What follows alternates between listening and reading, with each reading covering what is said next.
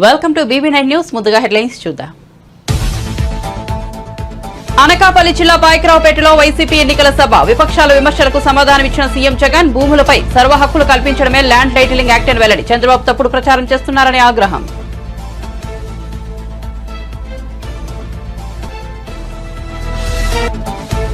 కోనసీమ జిల్లా మండపేటలో వారాహి విజయవేరి సభ. మన ఆస్తి పత్రాలపై జగన్ హక్కు ఏంటన్న పవన్ కళ్యాణ్. ఈ విషయంపై ప్రజలు నిలదీయాలని పిలుపు. జగన్ కు వైసీపీకి ప్రజలు పొలిటికల్ హాలిడే ప్రకటించాలని వ్యాఖ్యలు.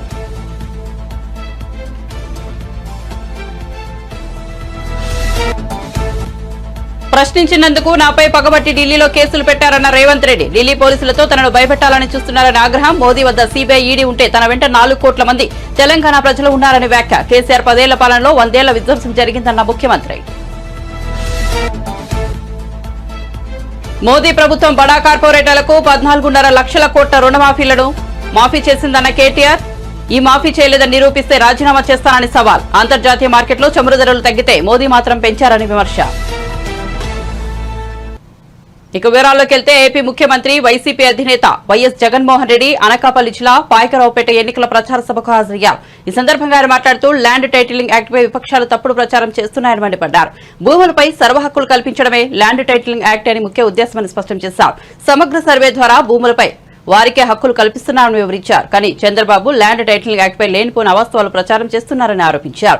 జగన్ క్యారెక్టర్ ఏంటో రాష్ట్ర ప్రజలందరికీ తెలుసని, జగన్ భూములు ఇచ్చేవాడే కానీ భూములు లాగేసుకునేవాడు కాదని స్పష్టం చేశారు. ప్రతి నెల 2000 రూపాయలు నిరుద్యోగ భృతి అన్నాడు.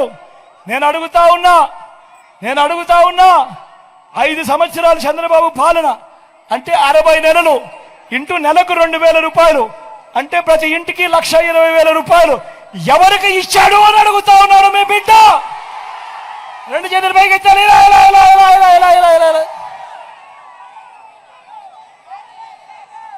ముఖ్యమైన హామీలు ఇంకా ముందుకు పోమంటారా? అర్హులందరికీ 3 సెంట్ల స్థలం కట్టుకునేందుకు పక్కా ఇల్లు. నేను అడుగుతా ఉన్నా, ఇన్ని వేల మంది ఇక్కడ ఉన్నారు, మీలో ఏ ఒక్కరికైనా కూడా చంద్రబాబు నాయుడు గారు 1 సెంట్ స్థలమైనా ఇచ్చాడో అని అడుగుతా ఉన్నాడు మీ బిడ్డ. 2 చేతులు పైకి ఎత్తాలి. 10,000 కోట్లతో బీసీ సప్లాన్, చేనేత, పవర్ లూమ్స్ రుణాలు మాఫీ అన్నాడు. అయ్యాయా? ఉమెన్ ప్రొటెక్షన్ ఫోర్స్ ఏర్పాటు చేస్తామన్నాడు. జరిగిందా? సింగపూర్కు మించి అభివృద్ధి చేస్తామన్నాడు. జరిగిందా? ప్రతి నగరంలోనూ హైటెక్ సిటీ నిర్మిస్తామన్నాడు. జరిగిందా? మన పాయకరావుపేటలో కనిపిస్తా ఉందా?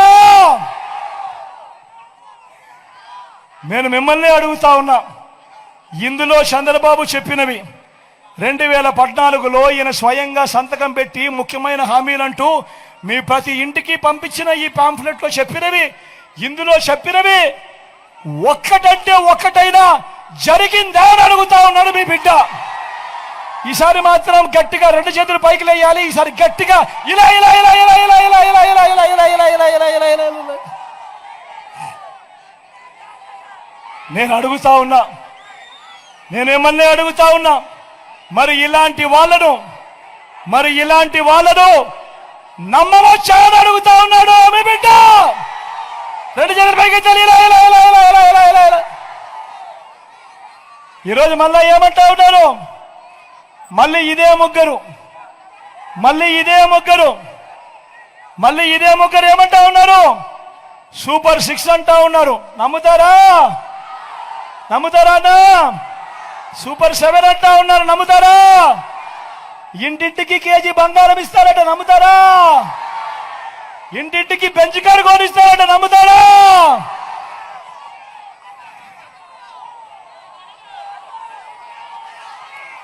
ఆలోచన చేయమని మిమ్మల్ని అందరినీ కూడా కోరుతా ఉన్నా. ఇలాంటి అబద్ధాలు, ఇలాంటి మోసాల మధ్య ఎన్నికలు జరుగుతూ ఉన్నాయి. మీ అందరితో కూడా ఒకటే చెప్తా ఉన్నా, వాలంటీర్లు మళ్ళీ ఇంటికే రావాలన్నా, పేదవాడి భవిష్యత్ మారాలన్నా, లంచాలు వివక్ష లేని పాలన జరగాలన్నా, పథకాలన్నీ కొనసాగాలన్నా, మన బడులు, మన పిల్లలు బాగుపడాలన్నా, మన వ్యవసాయము, మన హాస్పిటల్లు మెరుగుపడాలన్నా ఏం చేయాలి? 2 బటన్లు 2 బటన్లు ఫ్యాన్ మీద నొక్కాలి. 2 బటన్లు ఫ్యాన్ మీద. కోనసీమ జిల్లా మండపేటలో నిర్వహించిన వారాహి విజయవేలి సభకు జనసేనాని పవన్ కళ్యాణ్ హాజరయ్యారు. ఈ సందర్భంగా ఆయన ప్రసంగిస్తూ ల్యాండ్ టైటిలింగ్ యాక్ట్ ను ప్రస్తావించారు. వైసీపీకి ఓటేస్తే ప్రజల ఆస్తులు గాల్లో దీపాలే అవుతాయని వ్యాఖ్యానించారు. మన ఆస్తి పత్రాలపై జగన్ హక్కు ఏంటి? ఈ విషయాన్ని ప్రజలు నిలదీయాలని పిలుపునిచ్చారు. భారత్ పాస్పోర్ట్ పై ప్రధాని మోదీ ఫోటో ఉండదని, ఏపీలో పట్టాదారు పాస్ పుస్తకాలపై జగన్ బొమ్మ ఎందుకని ప్రశ్నించారు. పట్టాదారు పాస్ పుస్తకాలపై ఏపీ ప్రభుత్వ రాజముద్ర ఉండాలని పవన్ కళ్యాణ్ స్పష్టం చేశారు. గాల్లో దీపం పెట్టినట్టే చాలా చాలా జాగ్రత్త. వైసీపీ మద్దతుదారులు కూడా చెప్తా ఉన్నా, వైసీపీ ఎమ్మెల్యే పాపం వాలంటీర్ని కొట్టాడు, సొంత పార్టీ మనుషులనే కొట్టాడు. రేపొద్దున మీ ఆస్తులను దోచాడు ఎంత పని వాళ్ళకి. రేపొద్దున మేము అండగా ఉండాల్సి వస్తుంది. అలాంటి పరిస్థితులు లేకుండా నేను మంచిగా చెప్తున్నా, మర్యాదగా చెప్తా ఉన్నా, land titling act is not land titling act, it is Jagan's land grabbing act. మీ ఆస్తుల్ని దోచేయడానికి చట్టం తీసుకొస్తున్నాడు. మాట్లాడితే కేంద్రం తీసుకొచ్చింది అంటాడు. కేంద్రం చాలా ముసాయిదాలు ఇస్తుంది. ఈ చట్టాల రూపకల్పనకి మీ అభిప్రాయం అడుగుద్ది, ఇంప్లిమెంట్ చేయమని అడగల కేంద్ర ప్రభుత్వం. అందుకని దయచేసి మీ ఆస్తుల్ని పరిరక్షించుకోవడానికి మేము చేస్తున్న కూటమి చేస్తుంది ఏంటంటే, రాగానే ల్యాండ్ టైటిలింగ్ యాక్ట్ ని రద్దు చేస్తాం. ఆ మాట ఇచ్చాను, అదే దాన్ని మేము కూటమిలో మనకి మేనిఫెస్టోలో పెట్టాం.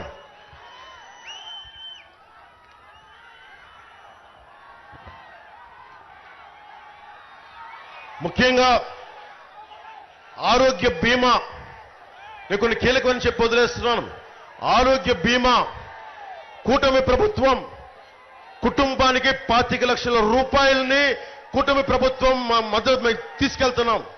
మీకు ఏ జబ్బు వచ్చినా, ఏ కష్టం వచ్చినా, హాస్పిటల్కి వెళ్లే ఖర్చులకి 2 లక్షలు 3 లక్షలు కాకుండా కుటుంబానికి 25 లక్షల రూపాయల వరకు ప్రీమియం ప్రభుత్వం ఇన్సూరెన్స్ కంపెనీల ద్వారా చెల్లించే బాధ్యత కూటమి ప్రభుత్వం తీసుకుంటుంది.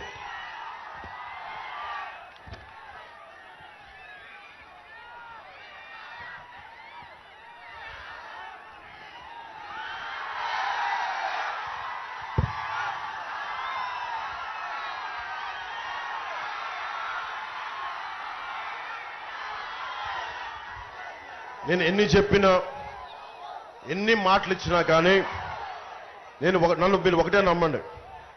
మీరందరూ నన్ను నమ్ముతారు కదా. మీరు నమ్మే కదా నా దగ్గరికి వచ్చారు. ఈరోజు అడుగుతున్నా, నేను నా కోసం అడగట్లా ఓటు. నాకు మీరు 10 సంవత్సరాలు 2019లో భవన నిర్మాణ కార్మికులు వచ్చి, అన్నా మా కడుపు కాలిపోతుంది, చచ్చిపోతున్నామంటే నేను విశాఖలో వచ్చి భవన నిర్మాణ కార్మికుల సంక్షేమం కోసం నేను నిలబడ్డా. ఒక్కళ్ళు రాలేదు ఆ రోజున, అందరూ భయపడ్డారు. ఒక్క దమ్ము ధైర్యంతో నిలబడింది ఒక్క జన సైనికులు రోడ్ల మీదకి వచ్చారు. ఆ రోజున వీర మహిళలు రోడ్ల మీదకి వచ్చారు. జనసేన ఈ రాష్ట్రానికి వెన్నెముకలో ధైర్యం కూరి కూరి కూరి కూరి నింపింది. అదే కూటమికి బలం అయింది. అందుకని మీకు మాటిస్తున్నా, నేను ఈరోజు ఓటు అడుగుతున్నా, కూటమికి మద్దతు ఇవ్వమని అడుగుతున్నా. బాధ్యత నేను తీసుకుంటా. నేను పిఠాపురం నుంచి పోటీ చేస్తున్నా. నాకు నియోజకవర్గ ప్రజలు ఒకటే చెప్తున్నారు, అన్నదమ్ములు, అన్నా నేను 1,00,000 మెజారిటీతో గెలిపిస్తామని. మీకు ఎన్ని సమస్యలున్నా మీరు గుర్తుపెట్టుకోండి, ఒక్క పదవి లేకుండా, ఒక్క ఎమ్మెల్యే లేకుండా నేను దశాబ్దం మీకోసం ఒళ్ళు వంచి గుడ్డలా పనిచేశాను మీకోసం. ఈ రోజున నేను కూటమికి సీఎం రమేష్ గారికి కానీ, సుందరపు విజయ్ కుమార్ గారికి కానీ నేను ఓట్లు అడగట్లా. నేను మీ భవిష్యత్తు కోసం కూటమికి ఓటు వెయ్యమని చెప్పి నేను అభ్యర్థిస్తున్నాను, ఆర్థిస్తున్నాను. మీ భవిష్యత్తు కోసం ఓటు వేయమని ఆర్థిస్తున్నాను. మీ భవిష్యత్తు కోసం. ఏ భవిష్యత్తులో, ఏ 100 రోజుల్లో, వచ్చిన 100 రోజుల్లో ఎవడైతే గంజాయి సాగు చేశాడో వాళ్ళందరినీ రోడ్ల మీద నడిపించి, మోకాళ్ళ మీద నడిపించి తొక్కు నార తీస్తాం ఒక్కొక్కడికి. రిజర్వేషన్లపై తాను ప్రశ్నించినందుకు గాను ప్రధాని నరేంద్ర మోదీ కేంద్ర మంత్రి అమిత్ షా తనపై పగబట్టి ఢిల్లీలో కేసు పెట్టారని తెలంగాణ ముఖ్యమంత్రి రేవంత్ రెడ్డి అన్నారు. ఈడీ, సీబీఐ, ఐటీతోనే కాదు ఢిల్లీ పోలీసులతో తనను భయపెట్టాలని చూస్తున్నారని, కానీ తాను భయపడే వ్యక్తిని కాదన్నారు. కేసీఆర్ తనను చర్లపల్లి జైలుకు పంపిస్తే కొట్లాడామని, మోదీ దగ్గర సీబీఐ, ఈడీ పోలీసులు ఉండవచ్చు, కానీ తన వెంట 4 కోట్ల తెలంగాణ ప్రజలు ఉన్నారన్నారు. బుధవారం ఆయన ఎన్నికల ప్రచారంలో భాగంగా జగిత్యాల జిల్లా కోరుట్లలో నిర్వహించిన జనజాతర సభలో పాల్గొన్నారు. మీకు ఉద్యోగాలలో రిజర్వేషన్లు ఇచ్చి ఇవాళ మీకు రాజకీయాలలో రిజర్వేషన్లు ఇచ్చినందుకే అట్లూరి లక్ష్మణ్, కవంపల్లి సత్యనారాయణ, మేడిపల్లి సత్యం లాంటి వాళ్ళు ఎమ్మెల్యేలు, విప్పులైన దామోదర్ రాజ నరసింహ గారు మంత్రి అయిండు, బట్టి విక్రమార్క గారు ఫిర్యాదుదారంటే కేంద్ర హోంశాఖను స్వయంగా పోయి రేవంత్ రెడ్డి బీసీలను, ఎస్సీలను, ఎస్టీలను జాగృతం చేస్తుండు. వాళ్ళ రిజర్వేషన్ల రద్దు మీద ఊరూరు తిరిగి ప్రచారం చేస్తుండు. ఆయనను అర్జెంటుగా అరెస్టు చేయాలని ఢిల్లీలో కేసు పెట్టిరు. నేను అడుగుతున్నాడు నా మిత్రుల్ని, ఒకవేళ నేను మాట్లాడింది తప్పైతే ఈడ బీజేపీ నాయకులు లేరా? ఈడ మీ ఎంపీ ధర్మపురి అరవిందే బీజేపీ కదా, పక్కన బండి సంజయ్ బీజేపీ కదా, ఆ పక్కన కిషన్ రెడ్డి గారు కేంద్ర మంత్రి కదా. తెలంగాణలో ఎందుకో కేసు పెట్టలేదు, ఎందుకో ఫిర్యాదు చేయలేదంటే ఈడీ, ఇన్కమ్ ట్యాక్స్, సిబిఐ కాదు, ఈ రోజు ఢిల్లీ పోలీసులను కూడా ఉపయోగించి మనల్ని భయపెట్టాలని చూస్తున్నారు. నేను అడుగుతున్న మిత్రులారా, ఇక్కడ చాలా మంది యువకులు 10 ఏళ్ళు చంద్రశేఖరరావు చేసింది ఇదే కదా. మన కార్యకర్తల ఆస్తులు ధ్వంసం చేసిండు, అక్రమ కేసులు పెట్టిండు, హత్యలు చేయించిండు. అయినా కార్యకర్తలు ఎవరు చంద్రశేఖరరావుకు లొంగలేదు, తిరగబడి చంద్రశేఖరరావును బొందబెట్టిరు. మొన్న జరిగిన డిసెంబర్ ఎన్నికల్లో కేసులకు భయపడతామా సోదరులారా? మీ సోదరుడు మీ రేవంత్ అన్న కేసులకు భయపడతాడా? చంద్రశేఖరరావు చెర్లపల్లి జైలుకు తోలితే భయపడ్డామా? చెంచల్గూడ జైల్లో బంధిస్తే భయపడ్డామా? తిరగబడి కొట్లాడినాం, కేసులు పెట్టినోని ఇవాళ పండబెట్టినాం, గోతి తీసి పాతి పెట్టినాం. నేను అదే మాట చెప్పదలుచుకున్న బీజేపీ నాయకులకు, మీరు ఢిల్లీలో పోలీసులు ఉండొచ్చు, ఈడీ ఉండొచ్చు, ఇన్కమ్ ట్యాక్స్ ఉండొచ్చు, సిబిఐ ఉండొచ్చు, మీ దగ్గర, నా దగ్గర 4 కోట్ల తెలంగాణ ప్రజలను, 50 లక్షల తెలంగాణ యువకులు ఉన్నారు. ఈ 50 లక్షల తెలంగాణ యువకులతోనే తెలంగాణకు వచ్చిన దరిద్రం, చీడను, పీడను చంద్రశేఖరరావును వదిలించినాం. మా వాళ్ళ దెబ్బకు చంద్రశేఖరరావు నడుము ఇరిగి బోర్ల బొక్కలు పడి, బొక్కలు ఇరిగి బోర్ల పడ్డాడు. మరి ఇవాళ గుజరాత్ నుంచి వాళ్ళిద్దరు కూడా బయలుదేరి, నిన్నటికి నిన్న మోడీ గారు వచ్చారు. ఆయన ఈ దేశ ప్రధానమంత్రి, ఆయనను గౌరవించాల్సిన బాధ్యత మన మీద ఉన్నది. ఒక ప్రధానమంత్రిగా, వయసులో పెద్దవాడిగా, 13 సంవత్సరాలు ముఖ్యమంత్రిగా, 10 సంవత్సరాలు ప్రధానమంత్రిగా చేసిన నరేంద్ర మోడీ గారిని, వయసులో చిన్నవాడిని, మొదటిసారి ముఖ్యమంత్రి అయిన వాడిని తప్పకుండా వారిని గౌరవిస్తా, వారు ఎదురు పడితే నమస్కారం కూడా పెడతా. కానీ నరేంద్ర మోడీ గారు ఈ దేశ ప్రధానమంత్రిగా కాకుండా గుజరాత్ వాడిగా తెలంగాణకు వచ్చి తెలంగాణలో మనల్ని తిట్టిండు, మనల్ని శాపించిండు, మనల్ని దెబ్బతీయాలని కుట్ర చేస్తున్నాడు. ఎవరైనా ఎన్నికలప్పుడు వస్తే ఈ ప్రాంతానికి ఏమి ఇస్తారో, ఈ ప్రాంతానికి ఏం తెస్తారో చెప్పాలి. ఇవాళ నిన్న అది చెప్పలేదు. గతంలో కాంగ్రెస్ పార్టీ బయ్యారం ఉక్కు కర్మాగారం ఇచ్చింది, దాన్ని రద్దు చేసిండు. రైల్వే కోచ్ ఫ్యాక్టరీ ఇచ్చిండు కాజీపేటలో, రద్దు చేసిండు. ITIR కారిడార్ ఇచ్చిండు, రద్దు చేసిండు. IIM IITలు ఇచ్చిండు, రద్దు చేసిండు. పాలమూరు రంగారెడ్డి ఎత్తిపోతల పథకానికి జాతీయ హోదా ఇస్తే రద్దు చేసిండు.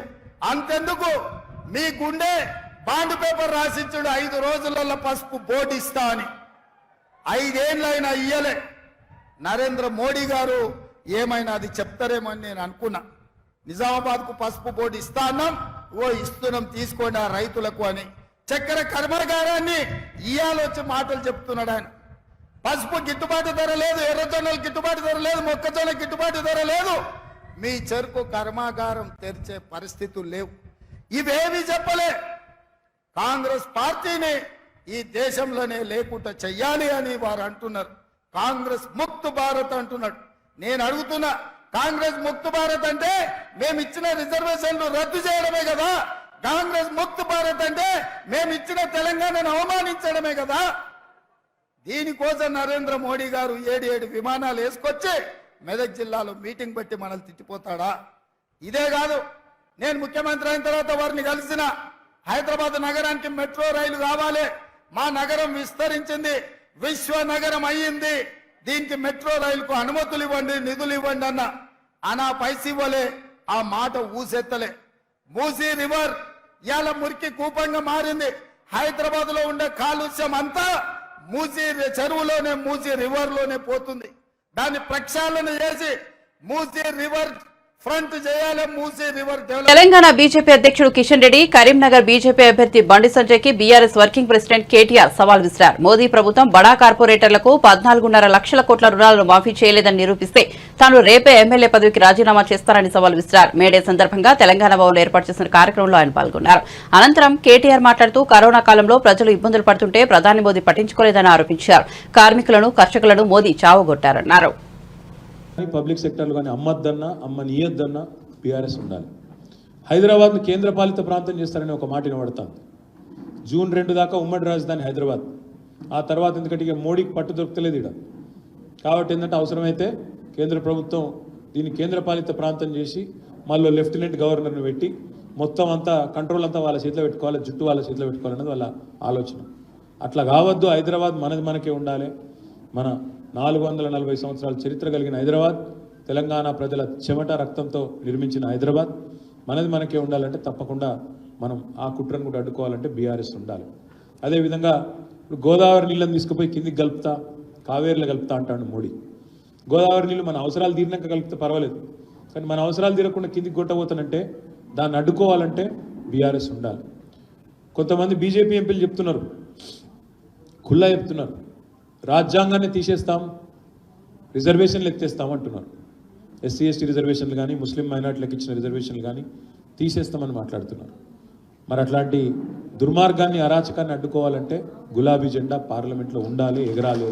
వీళ్ళతో కాదు. అందుకే నేను మిమ్మల్ని మనస్ఫూర్తిగా కోరేది, ఇంకా చెప్పాలంటే చాలా ఉంది, కానీ ఈసారి బీజేపీ గెలిస్తే మాత్రం సింగరేణి ఉండదు.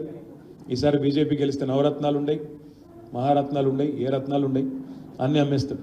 వాళ్ళ దోస్తుకి ఇష్టమైన దోస్తుకు మొత్తం కట్టబెడతాడు. మళ్ళీ పైసలు కూడా వేరేటోళ్ళే కావు, మీ పైసలే పెట్టి మీ వెళ్తాడు, మీ కంటినే ఓడిపిస్తాడు. మీ ఈపీఎఫ్ పైసలే, మీ ఎల్ఐసి పైసలే, మన దగ్గర పెట్రోల్ డీజిల్ మీద దోచిన పైసలే వాళ్ళ పెద్ద పెద్ద దోస్తులకు వాళ్ళ జేబులలో పెట్టి మళ్ళీ వాళ్ళతోనే కొనిపించి ఇంత అద్భుతమైన నాటకాన్ని మోడీ గారు తీసుకొస్తారు.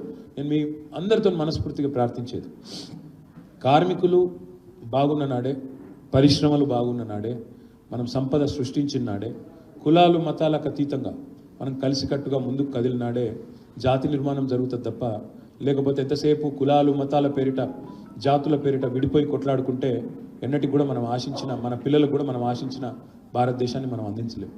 దయచేసి మీతో ప్రార్థన, కులము, మతము, జాతి అది అందరికీ ఉంటుంది. ఎవరు ఏ కులంలో పుట్టాలి, ఏ మతంలో పుట్టాలి మన చేతిలో లేని పని. కానీ ఇవాళ వాటిని అడ్డం పెట్టుకొని రాజకీయం చేసే సన్నాసులను మాత్రం ఒకంట కనిపెట్టాలి. తప్పకుండా వాళ్ళకు బుద్ధి చెప్పాలి. చెప్పకపోతే ఎంతసేపు వీటిని అడ్డం పెట్టుకునే ఏ పని చేయకుండా వీటిని అడ్డం పెట్టుకునే తమ కార్యక్రమాలు నిర్వహించుకుంటూ ఉన్నారు. దీనికి అడ్డుకట్ట వేసి తప్పకుండా ఇటు రాష్ట్రంలో అరిచేతిలో వైకుంఠం చూపి గెలిచొచ్చిన కాంగ్రెస్కు కానీ, అటు 2014లో మోసం చేసిన బడాబాయ్, ఇప్పుడు ఇక్కడున్న చోటాబాయ్, బడాబాయ్ చోటాబాయ్కి ఇద్దరికి కూడా మరి బుద్ధి చెప్పాల్సిన బాధ్యత మా కార్మిక సోదరులే తీసుకోవాలని కోరుతూ, మీ స్ఫూర్తి మా సోదరుడు చెప్తున్నాడు, బీఆర్ఎస్ గవర్నమెంట్లో వాటర్ వర్క్స్ ఉద్యోగులకు కూడా హెల్త్ కార్డులు ఇప్పించినామని. చాలా చేసినామన్నా, ఇట్లా చాలా చేసినాం కానీ చెప్పుకోలేము మనం, అదో బాధ కాదు. అది కూడా అసలు విషయాలు చెప్తాను.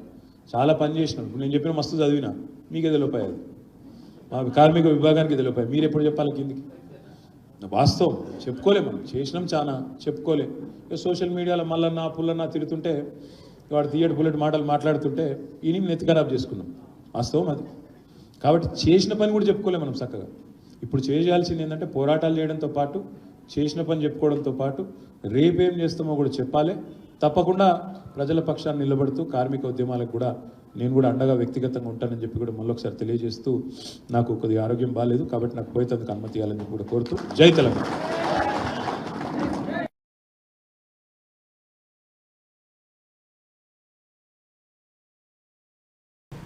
ప్రజల భూములు కాజేసుకునేందుకు వైఎస్ఆర్సీపీ ప్రభుత్వం ల్యాండ్ టైటిలింగ్ యాక్ట్ తో కొత్త మోసానికి తెరలేపిందని బీజేపీ నాయకురాలు ఆమిని శర్మ విమర్శించారు.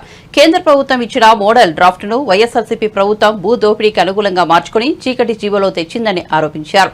5 ఏళ్లుగా వైఎస్ఆర్సీపీ నాయకులు ప్రభుత్వ దేవాదాయ భూములు దోచుకున్నారన్నారు.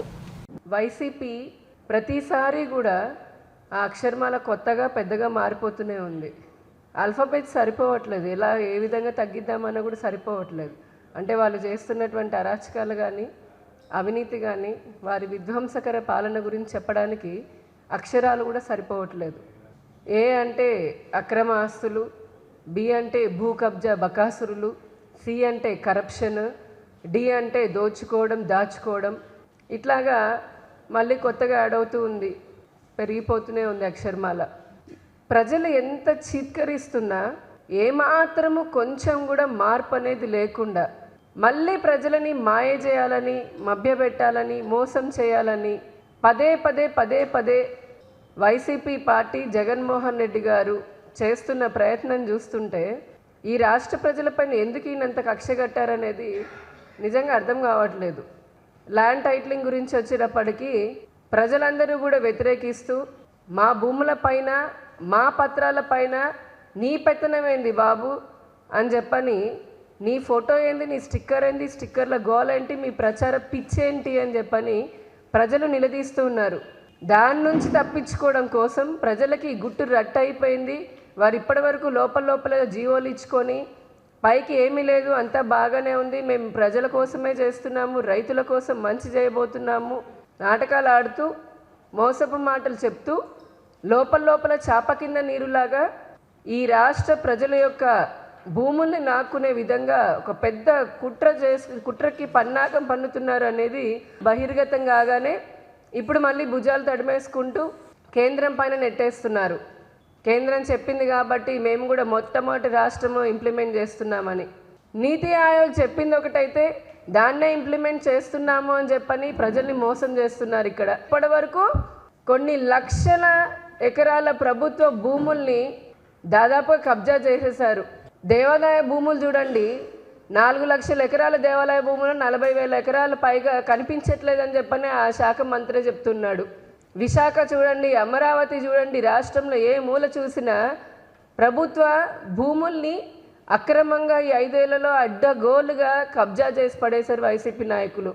ప్రైవేటు వాళ్ళవి చూసాము, విశాఖలో చూసాము, చాలా చోట్ల చూసాము. బెదిరించి వారిని భయపెట్టి భయభ్రాంతులకి గురి చేసి రకరకాలుగా హింస పెట్టి ప్రైవేటు వాళ్ళ భూముల్ని కూడా తీసుకోవడం చూసాం. ఈ చట్టం పేరుతో మీరు చేయబడినటువంటి కుట్రని ఇక్కడ ఉన్నటువంటి కూటమి ఎదుర్కొని ప్రజలకి వాస్తవాలని చెప్పడం జరుగుతుంది. భారతీయ జనతా పార్టీ 400 సీట్లు గెలిచి ఎస్సీ, ఎస్టీ, బీసీల రిజర్వేషన్ తొలగించాలని కుట్ర పన్నుతోందని మంత్రి పొన్నం ప్రభాకర్ ఆరోపించారు. ఆదాని అంబానీలకు దేశాన్ని అప్పగించాలని బీజేపీ యోచిస్తోందని విమర్శించారు. సిరిసిల్లలో మీడియాతో మంత్రి మాట్లాడారు. కేంద్రంలో కాంగ్రెస్ అధికారంలోకి వస్తేనే రాష్ట్రానికి అవసరమైన నిధులు అందుతాయని చెప్పారు. దేశంలో ఉన్న మేధావులు, దేశంలో ఉన్నటువంటి అనేక మంది ప్రజాస్వామికవాదులు ఎందుకు ప్రధానమంత్రి గారికి 30 సంవత్సరాల తర్వాత ఇంత కంఫర్టబుల్ మెజారిటీ ఇచ్చిన తర్వాత కూడా ఆయన దేశంలో ఉన్నటువంటి ఆస్తి సంపద అంతా ఆదాని అంబానీకి అప్పచెప్పుకుంటూ కూడా అన్ని ప్రతిపక్షాలు ఇండియా కూటమి చెప్తే కూడా ఆయన నియంతృత్వంగా పోతా ఉన్నాడు. ఎందుకు ఇంత మొండిగా అబ్కి బార్ 400 అంటుండని అనేకమైనటువంటి విశ్లేషణలు, చర్చలు జరిగితే అందులో నుంచి వచ్చినటువంటి అంశం ఏంటంటే ప్రధానమంత్రి గారు 400 సీట్లు గెలిచినట్టయితే రాజ్యాంగాన్ని మార్చి ఏ డాక్టర్ బాబాసాహెబ్ అంబేద్కర్ గారు రచించారు ఆ రాజ్యాంగ మార్పు ద్వారా ఇప్పుడు అనుభవిస్తున్నటువంటి ఎస్సీ, ఎస్టీ, బీసీల రిజర్వేషన్లు తొలగించవచ్చు. పార్లమెంటులో ఉన్నటువంటి 3వ వంతు ఓటింగ్ ద్వారా 543లో 400 మెజారిటీ ఉంటే ఆయన పార్లమెంటులో ఉన్నటువంటి రాజ్యాంగాన్ని మార్పు చేసుకొని భవిష్యత్తు కాలంలో నియంతలాగా ఉండాలి. దేశంలో ఉన్న సంపదను ఆదాని, అంబానీ, గుజరాత్ కుటుంబాలకు అప్పచెప్పాలి. ఎక్కడ కూడా దేశంలో ఉన్నటువంటి దళితులు, గిరిజనులు, బలహీన వర్గాలు తినడానికి అవకాశం లేదు అనేటువంటి ఆలోచనతోటి మాత్రమే అబ్కి బార్ 400 అన్నాడు అనేటువంటి ఒక మాట రావడము క్షేత్రస్థాయిలో ఏ ఒక్క దళితుడు ఉత్తర భారతంలో ఓటేస్తలేడు. ఏ ఒక్క బలహీన వర్గాల వాళ్ళు కూడా 4 లక్షలతో గెలిచిన బీజేపీ సీట్లో 50,000 లక్షతో ఓడిపోతున్నాయని సెంట్రల్ ఇంటెలిజెన్స్ మొత్తం యావత్ అన్ని సంస్థలు చెప్తుంటే ప్రధానమంత్రి ఆందోళనకు పడి అసహనానికి గురై ఈ దేశంలో కాంగ్రెస్ వస్తే ఆస్తులు ముస్లింలకు వస్తారని ఒకరోజు అన్నాడు, రెండో రోజు మంగళసూత్రాలు గుంజుకుంటుంది అంటున్నాడు, మూడో రోజు ఆస్తులు గుంజుకొని బంగాళాలని మీ అన్ని గుంజుకుంటాయి అంటుండు, నాలుగో రోజు అర్బన్ ఒక ప్రధానమంత్రి స్థాయి అర్బన్ టెర్రరిజం అర్బన్ నక్సలిజం వస్తూ అంటున్నాడు, హనుమాన్ చాలీసా చదవని అంటుండు. ఇవాళ కొత్తగా రాష్ట్రంలోకి వచ్చింది నారాయణ ఖేడ్ అక్కడ అంటాడు ఆర్ఆర్ ట్యాక్స్ వసూలు చేస్తున్నట్టుండు. ప్రధానమంత్రి స్థాయికి ఇక్కడి దాకా దిగజారిపోయిన ఆఖరికి మావులోన 3 సార్లు ఓడిపోయిన కార్పొరేటరో వార్డు మెంబరో కూడా అటువంటి మాటలు మాట్లాడాడు. అక్కడికి దిగజారిపోయింది ఇవాళ ప్రధానమంత్రి.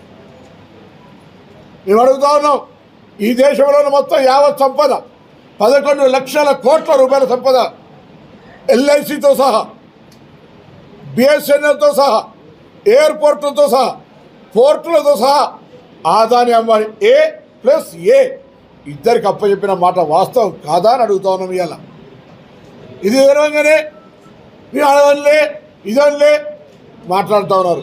నేను అడుగుతాను, ఇలా భారతీయ జనతా పార్టీ ఒక్క సీటు గెలిచినా భవిష్యత్తు కాలంలో ఎస్సీ ఎస్టీ బీసీ రిజర్వేషన్లు ఉంటాయని చెప్పే ధైర్యం ఇప్పుడు పోటీ చేస్తున్న బీజేపీ అభ్యర్థులకు ఉందా?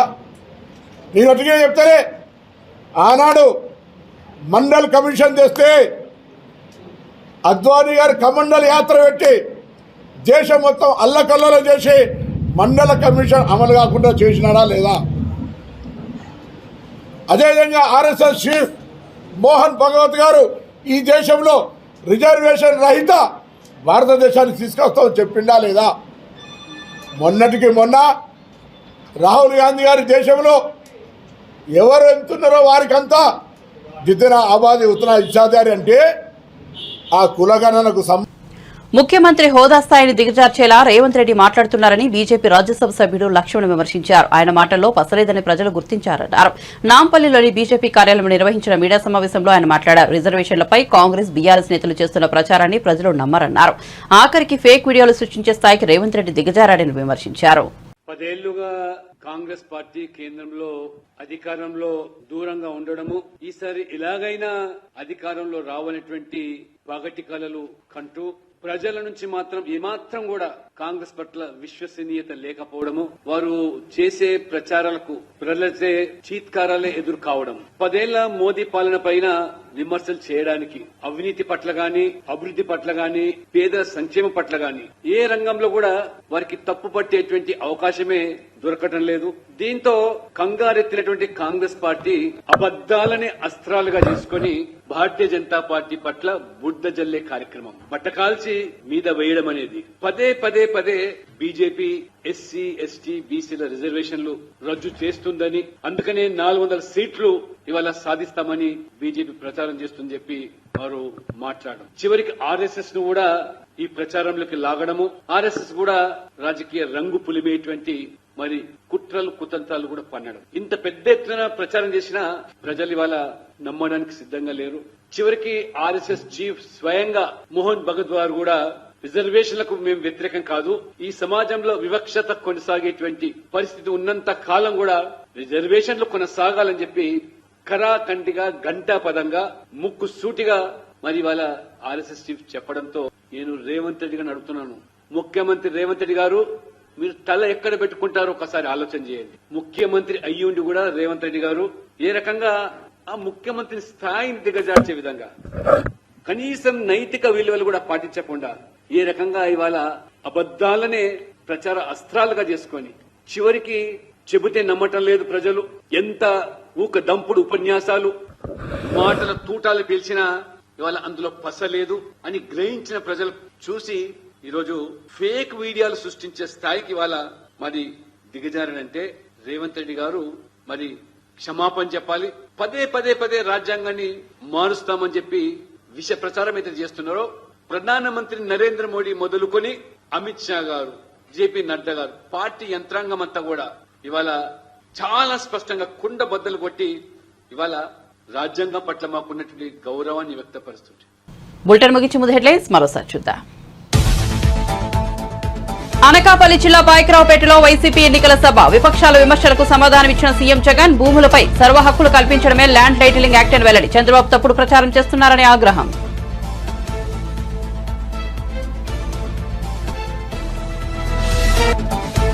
కోనసీమ జిల్లా మండపేటలో వారాహి విజయవేరి సభ. మన ఆస్తి పత్రాలపై జగన్ హక్కు ఏంటన్న పవన్ కళ్యాణ్. ఈ విషయంపై ప్రజలు నిలదీయాలని పిలుపు. జగన్ కు వైసీపీకి ప్రజలు పొలిటికల్ హాలిడే ప్రకటించాలని వ్యాఖ్యలు.